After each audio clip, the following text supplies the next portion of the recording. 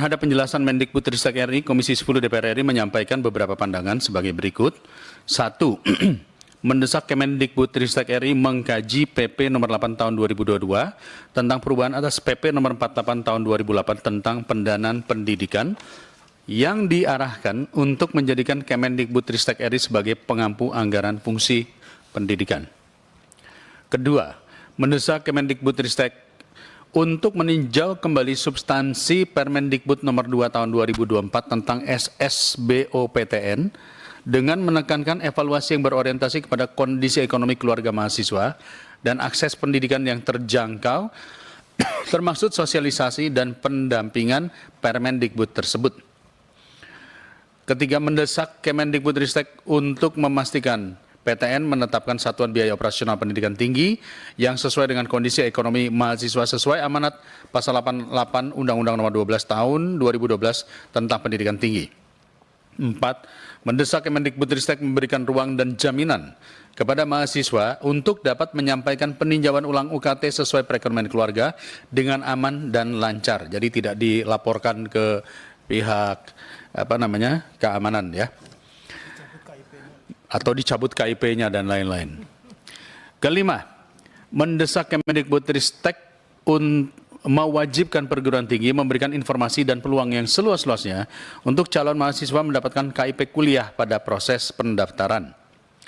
Keenam, mendorong Kemendikbudristek untuk melakukan evaluasi kepada perguruan tinggi yang merealisasikan KIP kuliah tidak sesuai persyaratan dan segera melakukan tindak lanjut terhadap hasil evaluasi.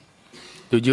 Mendesak Kemendikbudristek RI menyampaikan informasi kepada Komisi 10 DPR RI secara berkala hasil tindak lanjut penyelesaian permasalahan UKT utamanya dalam memastikan PTN menetapkan satuan biaya operasional pendidikan tinggi yang sesuai dengan kondisi ekonomi mahasiswa sesuai amanat pasal 88 Undang-Undang Nomor 12 Tahun 2012 tentang pendidikan tinggi. Kedelapan, Komisi 10 mengharapkan Kemendikbudristek untuk menyampaikan jawaban tertulis terhadap pertanyaan anggota yang masih memerlukan penjelasan lebih lanjut. Jawaban disampaikan paling lambat tanggal mungkin 1 minggu dari sekarang, yaitu tanggal berapa ya? 28. Demikian kawan-kawan, mohon masukan. Cukup? Cukup ya? Baik. Mas Menteri? Cukup ya? Baik.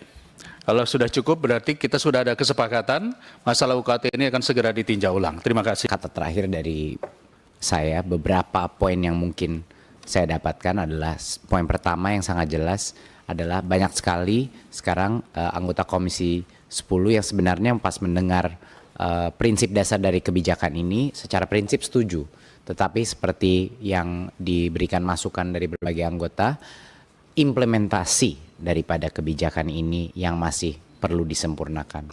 Karena itu kami sangat setuju dan karena itu kami akan turun ke lapangan, kami akan mengevaluasi kembali kenaikan-kenaikan yang tidak wajar.